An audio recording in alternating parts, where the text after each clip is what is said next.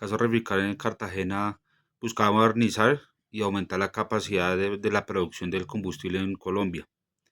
Pero durante los gobiernos de Álvaro Uribe Vélez y Juan Manuel Santos, del 2002 al 2018 que estuvieron ellos dos, Ecopetrol con Reficar no hicieron una supervisión adecuada en el avance del proyecto, el cual llevó a que la Contraloría y la Procuraduría investigara, que hallaran contratos inflados, obras inconclusas o mal hechas, materiales cobrados que exageradamente, cobraron demasiado los materiales, faltaba de auditoría técnica sobre la empresa contratista que iba a hacer, y pues esto Reficar se convirtió en un símbolo de mala gestión y control del Estado, porque el Estado no pudo controlar y estar pendiente del proyecto, y ahí fue donde empezaron a empezar a como a ser corruptos, a robarse, a robar el dinero, los recursos.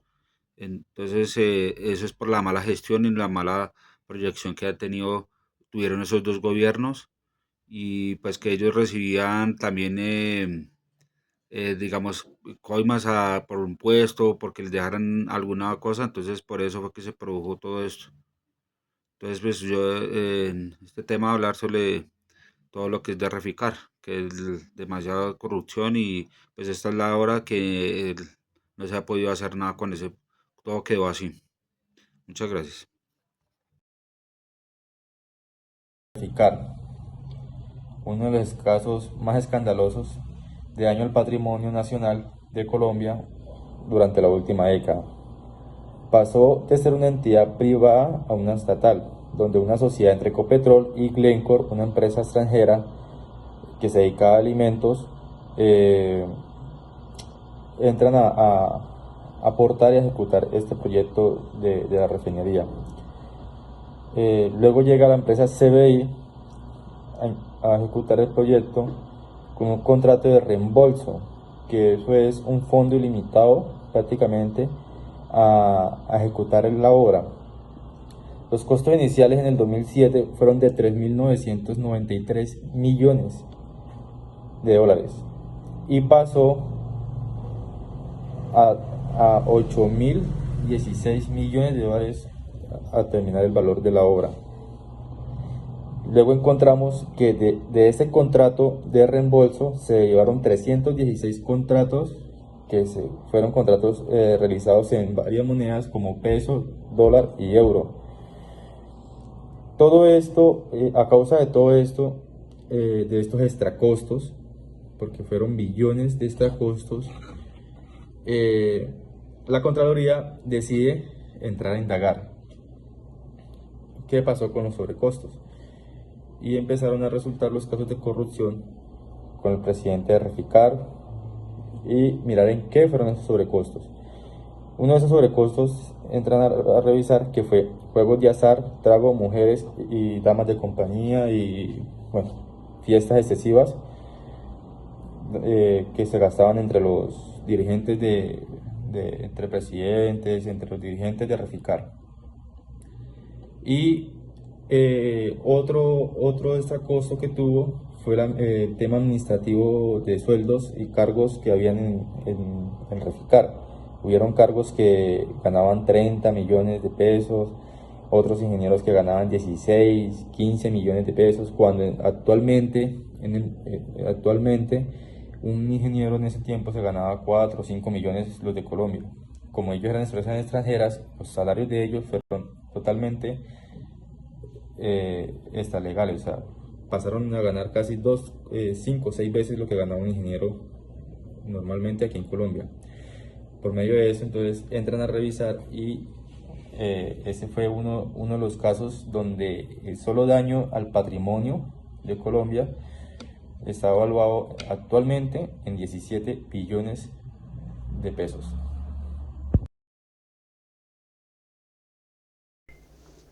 Las principales consecuencias del escándalo de Reficar incluyen sobrecostos multimillonarios, la pérdida de recursos públicos debido a irregularidades contractuales y pagos no justificados. Hubo sanciones e investigaciones contra funcionarios y directivos por irregularidades administrativas y posibles actos de corrupción. Estos problemas generaron una gran deuda que actualmente está siendo gestionada y afectaron la imagen del proyecto del sector público. Hubo consecuencias económicas como sobrecostos, pérdida de recursos públicos y una deuda muy cuantificada como Reficar con la banca internacional y Ecopetrol, aunque la empresa afirma que las utilidades a futuros podrían ser saldadas. También hubo unas consecuencias jurídicas y administrativas en investigaciones y sanciones, ya que varios funcionarios y directivos han sido objeto de investigaciones y sanciones como la suspensión de 12 meses a un expresidente de la sociedad. Consecuencias sociales como el impacto en los ciudadanos, ya que se han señalado voces expertas de los sobrecostos y la corrupción que terminan afectando a los ciudadanos a través del aumento de los impuestos y otros mecanismos. El daño a la reputación. El escándalo ha afectado a la imagen del proyecto Reficar y confianza en la gestión pública de proyectos de infraestructura a gran escala. En el caso Reficar, uno de los escándalos de sobrecosto más grandes del país. Más que números y contratos, este caso nos muestra cómo las decisiones y las omisiones por parte de los líderes pueden abrir la puerta a la corrupción.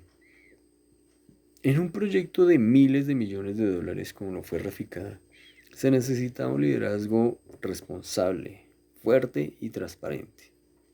Pero lo que vimos fue lo contrario. Líderes que toleraron prácticas irregulares, directivos que no dieron ejemplo ético, decisiones tomadas sin justificación técnica. La corrupción no siempre nace de una acción directa, muchas veces nace de lo que los líderes no hacen. En Reficar hubo falta de supervisión real, permiso para cambiar contratos sin control, aprobación de sobrecostos sin análisis serio, ausencia de auditorías preventivas. Estas omisiones abrieron el camino para que los contratistas inflaran precios, ocultaran fallas y manipularan información. Un liderazgo débil termina siendo el mejor aliado de la corrupción. La cultura interna del proyecto no se creó sola, la crearon los líderes. Y cuando esos líderes no ponen la ética como prioridad, surge una cultura donde el incumplimiento se normaliza. La transparencia deja de ser importante. Los resultados se valoran más que los valores.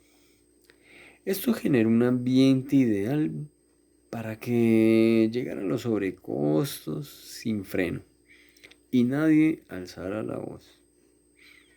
La ausencia del liderazgo ético tuvo consecuencias enormes. Miles de millones de sobrecostos. Pérdida de confianza en las instituciones.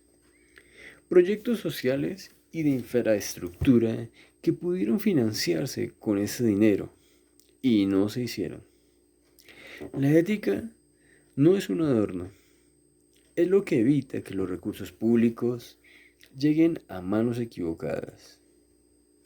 Si los líderes hubieran actuado con integridad, se habrían hecho auditorías constantes, se habría frenado cualquier irregularidad desde el inicio. Los cambios de presupuestos se habrían justificado y se habría protegido el dinero del país. Un liderazgo ético no solo evita la corrupción, mejora los resultados del proyecto y fortalece la confianza con la ciudadanía. En conclusión, el caso Reficar muestra que la corrupción no nace de la noche a la mañana. Nace cuando los líderes permiten, ignoran y justifican lo que está mal. El liderazgo ético no es opcional. Es la base para que los proyectos públicos se realicen con transparencia, eficiencia y respeto por la sociedad. Gracias.